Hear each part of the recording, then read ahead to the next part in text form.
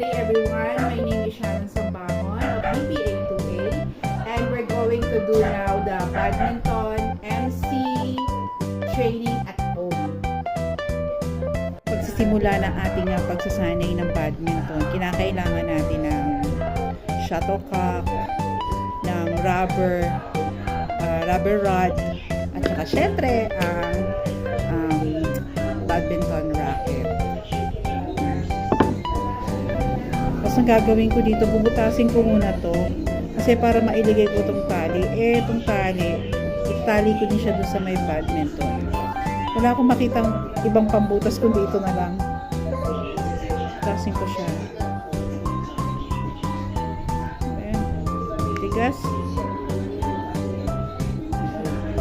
Ang haba, matalim din naman pala at naitatali siya. Ay, nabubutas.